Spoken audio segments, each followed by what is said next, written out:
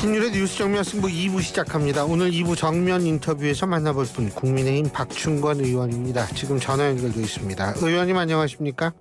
네, 안녕하십니까? 예. 예. 지금 ICBM 오늘 또 쏜 모양이에요? 예, 이거 한 10달 만인가요?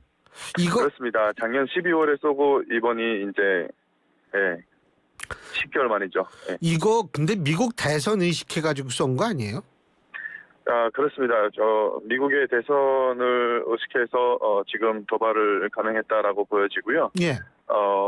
북한이 지금 항상 이렇게 도발을 해올 때마다 좀 전략적으로 진행을 하고 있습니다. 그래서 시기별로 맞춰서 지금은 어떻게 보면 미국 대선을 겨냥해서 미국 대선과 그리고 미국의 차기 행정부와의 협상을 위해서 오랫동안 준비해오던 대형 도발의 어떤 드라마 시리즈를 지금 이제 차곡차곡 보여주는 수준에 돌입했다, 이렇게 말씀드릴 수 있을 것 같습니다. 대형 도발의 드라마 시리즈.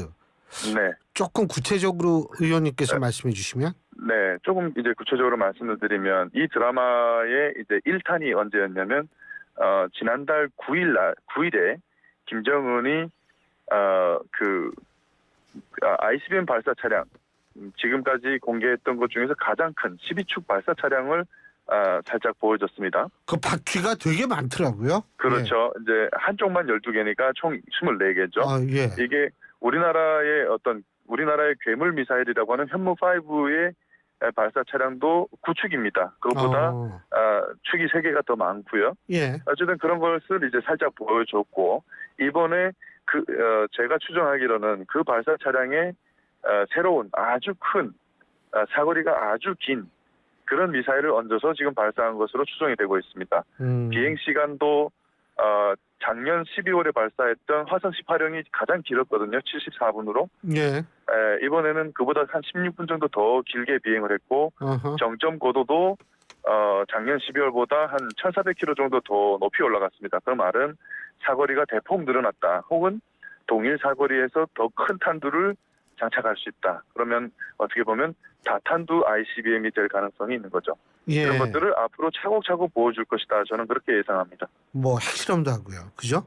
네, 핵실험도 지금 이제 우리 정보당국이 파악하기로는 이제 핵실험장의 어떤 재정비가 끝났다라고 지금 보고가 되고 있지 않습니까?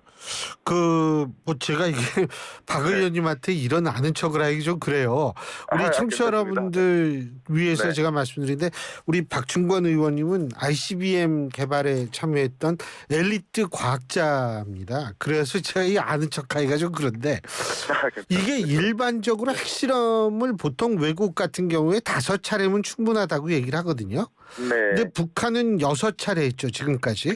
6차까지 했습니다. 또 하면은 7차례인데 이게 뭐 취미로 한 것도 아니고 이거는 결국 겁주려고 자꾸 시위하는 거죠. 그렇다고 봐야 될 것 같습니다. 왜냐면 이제 말씀하신 대로 예. 북한은 기술적으로는 추가 핵실험을 할 이유가 없습니다. 그러니까 2006년 그 노무현 정부 당시에 1차 핵실험으로 재래식 핵탄두를 테스트했죠. 그리고 쭉 지나서 2017년 문재인 정부에서 수소폭탄이라고 하는, 그러니까 지구상에 존재하는 원자폭탄 중에서 가장 폭발력이 큰 수소폭탄까지 실험을 마쳤습니다. 그래서 더 이상 테스트할 이유가 없는 상황이거든요. 그래서 추가 핵실험을 하게 된다면 어떤 정치적인 목적에서 미국과의 협상력을 올리거나, 혹은 대한민국과의 어떤 그 대결 구도와 남남 갈등, 그리고 또 어떤 협상력을 올리기 위한 카드로서 진행할 가능성이 있다. 그러나 고위력 탄두의 핵폭탄에 실험은 하지 못할 것이라고 생각합니다. 왜냐면은 2017년 그 수소폭탄 실험을 하고 나서 폭발력이 너무 강해갖고 그 풍계리 일대의 지반이 많이 약화됐습니다. 산의 높이가 거의 1m 정도 낮아졌고요. 예. 여진도 계속 일어나고 있어서 추가적으로 큰 핵실험을 하게 되면 백두산의 화산 폭발까지도 유발할 수 있다라는 우려들이 제기되고 있거든요. 예. 그래서 만약에 하게 된다면 그 폭발력이 아주 약한, 최근에 작년 3월에 보여준 화산 30일이라는 초소형 전술핵 탄두의 실험 정도가 되지 않을까, 이렇게 예상해 봅니다. 김정은이가 그런 거 두려워할까요? 화산 폭발이요. 뭐 화산 폭발이든 지진이든 지진 자체는 그렇게 이제 인권 두려워하지는 존중 정신이 않겠지만, 많은 네. 것 같지 않던데. 예. 그렇습니다. 그러나 이제 지진 정도는 전혀 지진하고 예. 그리고 핵폭발로 인해서 방사능이 유출돼서 주변 일대의 주민들이 피폭되고 피해를 보는 것은 전혀 눈 깜빡하지 않지만 예. 만약에 추가적인 핵실험으로 백두산의 화산이 폭발하는 상황이 벌어진다 그러면 그것은 거의 어떻게 보면 북한이라는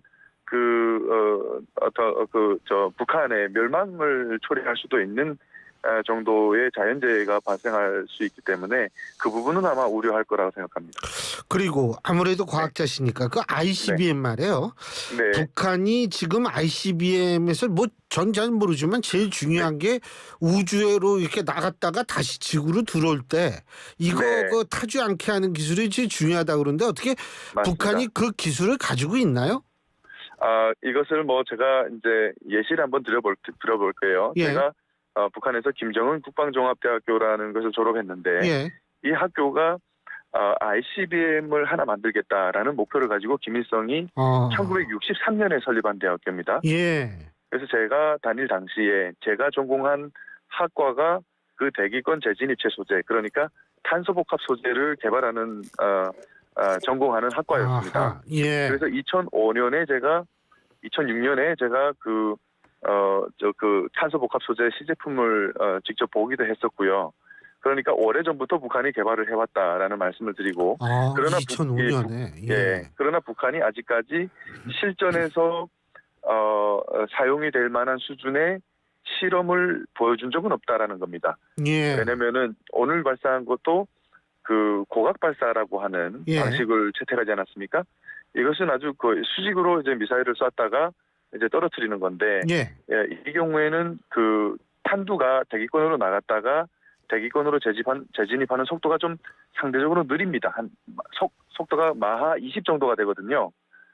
예. 그런데 이것을 정상 각도로 발사하게 되면은, 그러니까 한 30도에서 45도 정도의 각도로 발사하게 되면 이 재진입 속도가 훨씬 빨라집니다. 한 마하 25 이상 나오고요.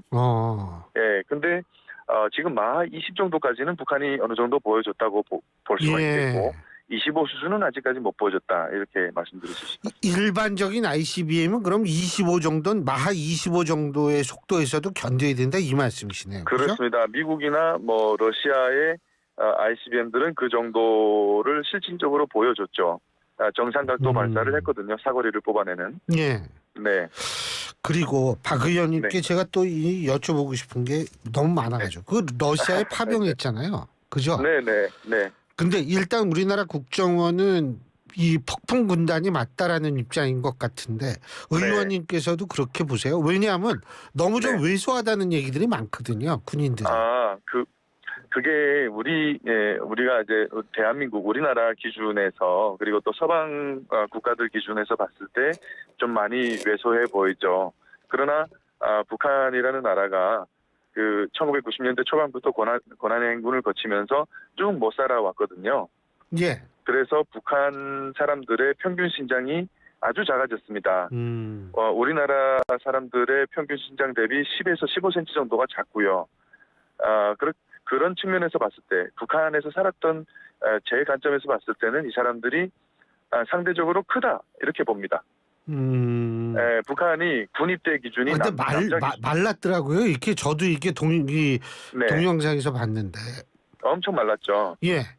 그래도 특수부대는 맞다라고 봅니다. 왜냐면은 그래도 좀 신장이 큰 사람들로 골라서 북한 사람 중에서는 그렇게 뽑았다라고 보여지고, 그리고 또 한 가지 말씀드릴 수 있는 것은 북한군이 우리가 120만 명이라고 하지 않습니까? 예. 그런데 그중에 한 30% 정도는 영양실조 상태라고 보시면 됩니다. 일반 군인들. 그리고 한 50%는 건설부대 혹은 군복무 중에 10년 내내 농사 짓다 오는 군인들이 대부분입니다. 예, 그러면 나머지라고 할 수 있는 게 이제 폭풍군단이라 특수작전군이라고 하는 부대하고 호위총국이라고 하는 부대, 이렇게 합쳐서 한 20여만 명 정도가 되거든요. 예. 그래서 실질적으로 북한에서 군대라고 할 수 있는 거는 특수작전 부대밖에 없습니다. 그래서 이 사람들밖에, 그렇죠. 그래서 이 사람들 중에 차출해서 보낼 수밖에 없고요. 그래서 저도 생각하기로는 특수작전군이 맞다. 그러나 우리가 영상에서 봤던 부대는 특수작전군 중에서도 좀 상대적으로 좀 약한 부대 혹은 신병들 위주로 차출했다 이렇게 보여집니다. 근데 아니 네. 20만 명 정도 되는데 1만 명이 파병을 하면은 그래서 혹시라도 이 병사들이 어떻게 잘못되면 전력 타격이 좀 있겠네요. 그러면은. 전력 손실이 아주 크죠. 그래서 지금 북한이 이런 것들을 사전 차단하기 위해서 최근에 평양 상공에 뭐 무인기가 출현했다고 뭐 자작극 같은 걸 만들지 않았습니까? 예. 예. 그리고 또 자작극인지는 확실하진 않지만 자작극의 가능성이 높아 보이죠. 그걸 해가지고 최근에 어떤 걸 했냐면 북한의 140만 명의 청년들이 자원 입대 탄원서를 냈다. 뭐 이런 쇼를 했습니다. 맞아요. 예. 그렇죠? 예. 이거는 무슨 말이냐면 러시아의 파병과 러시아로 무기를 지원하는 것으로 인해서 발생하는 전력 공백을 이 청년들로 막을 수 있다 우리 이걸 예. 지금 대외적으로 보여주는 거죠. 네. 맞아요. 그런 의미도 있을 네. 수 있겠네요. 네네 그렇습니다. 근데 뭐 140만 명을 다 수용을 못하겠죠. 수용을 못할 뿐만 아니라 북한이 그 청년 140만 명을 징집해서 먹일 수 있는 식량도 글쎄요. 없다고 보시는 게 맞습니다. 예. 네. 그러니까 일종의 그것도 약간 좀 과장이 섞인 행위라고 보이는데. 블러핑이라고 볼 그렇죠. 수가 있겠죠. 네. 예.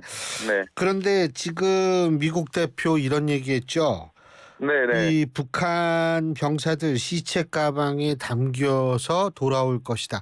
이게 네네. 사실 굉장히 센 발언이거든요. 어떻게 보십니까?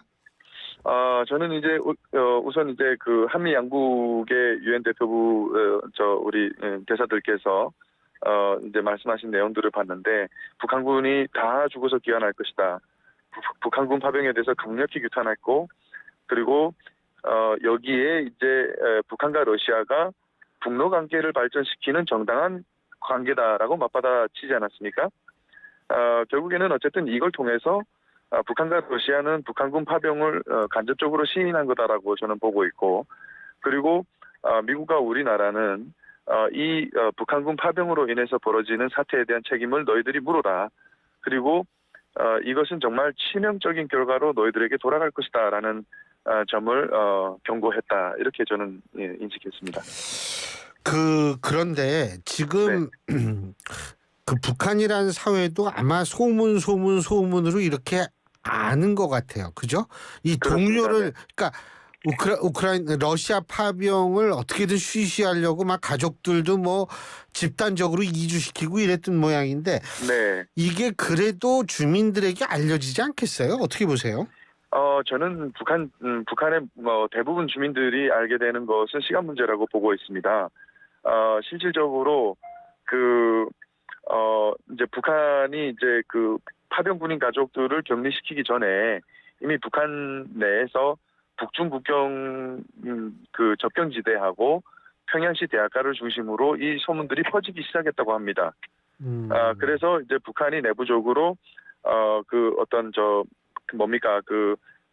무인기 출현을 이제 기점으로 해서 경계 수위를 격상시키고 군인들의 외출하고 전화 통화도 지금 다 차단하고 있다고 하는 상황이고요. 예. 그리고 유언비어 검열 그룹화라는 것까지 만들어서 엄격하게 지금 단속하고 있는 중이라고 합니다. 네, 그러나 그럼에도 불구하고 우리가 최근에 대북 학성기를 통해서 24시간 DMZ에서 이 사실들을 매일매일 신속하게 전달하고 있지 않습니까? 예. 네, 그리고 이제 이 북한 군인들은 매년 몇만 명씩 DMZ에 나와 있던 군인들이 제대돼서 돌아간단 말이죠. 그렇기 때문에 이 사실들을 북한 주민들이 다 알게 되기까지는 그렇게 많이 남지 않았다. 그래서 정말 러시아로부터 정말 죄 없는 청년들을 전쟁터로 내몰고 그걸 통해서 쾌시를 벌어들이려고 하는 김정은의 가욕이 예. 김정은 정권의 종말을 촉발하는 어떤 그런 촉매제가 될 수도 있다라는 생각이 듭니다. 근데요, 제가 수업 시간에 이제 우리 학생들한테 많이 그런 얘기 하는데 지구상에 모순이 없는 사회는 없어요. 문제도 다 네네. 있고 모순도 다 있는데 그래서 그 문제 모순을 그때 보통 어떠한 형태로든 풀어 나가려고 그런 모습이 나오거든요. 네. 근데 북한은 제가 볼 때 모순이 엄청 많은데 거기 이렇게 조용하단 말이에요. 근데 네. 그렇게 조용한 사회에서 무슨 동요가 있겠습니까? 어떻게 보세요? 막 공포로 그냥 또 막 그렇게 짓누르는 거 아니에요? 그러니까 이제 북한 체제를 지탱하는 원리는 북한 주민들을 어떻게 보면은 거짓으로 세뇌시키고 그리고 공포 정치로 반항할 수 없도록 이제 억누르는 거가 아니겠습니까? 그것이 이제 지난 몇십 년간 통해 왔는데 지금 세계는 아주 빠르게 변해가고 있고 점점 더 전 세계는 초연결 사회로 가고 있고 정말 정보의 홍수 시대가 아닙니까? 예. 그런데 이 영향하에서 북한도 아무리 다담했다고 하더라도 자유로울 수가 없는 겁니다. 그래서 북한에 정보가 계속해서 흘러 들어가고 그러다 보니까 북한 주민들이 아주 느리지만 그래도 확실하게 변화가 일어나고 있다라고 말씀을 드립니다. 예. 왜냐하면 과거에는 1990년대 초반까지만 해도 김씨 일가를 지지하는 비율이 그래도 한 60, 70%가 됐단 말입니다.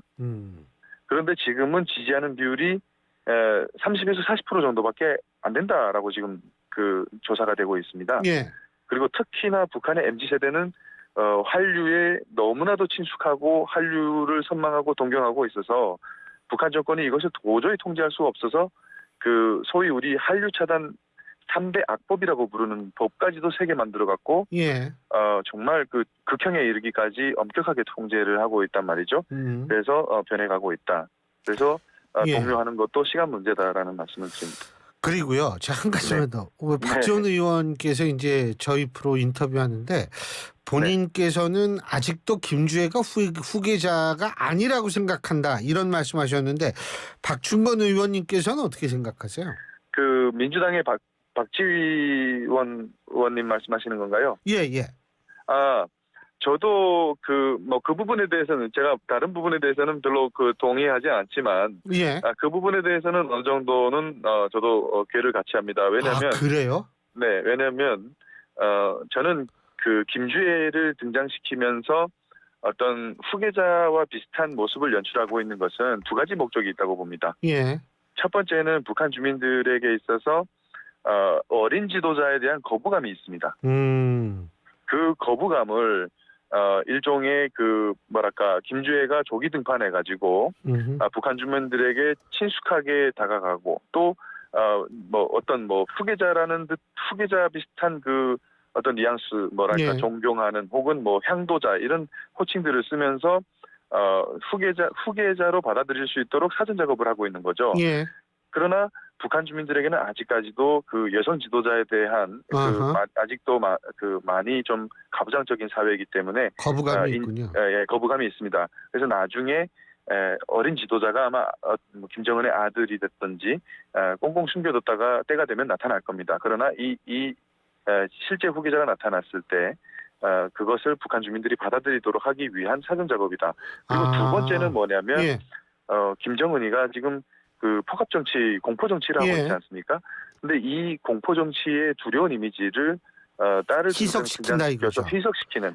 제가 그래서 유사 조민 효과라고 주로 이제 많이 얘기를 했었었는데 알겠습니다. 그런 효과를 노린다라고 말씀드립니다. 야, 아주 정말 설득력이 있으시네요. 오늘 말씀 여기까지 듣겠습니다. 네. 고맙습니다. 네, 고맙습니다. 국민의힘 박충권 의원이었습니다.